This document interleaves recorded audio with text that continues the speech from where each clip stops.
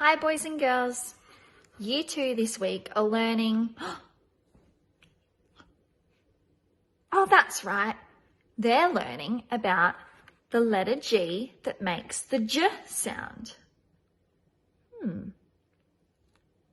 Is that right, Possum? The letter G that makes the J sound? So off she went around the house to find something containing the letter G that makes the J sound.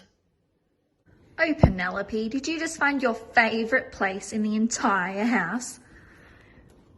The fridge! What did you find in Zali's room?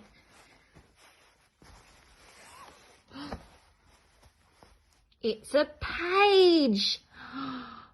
A page in a book. What are you building, Penelope?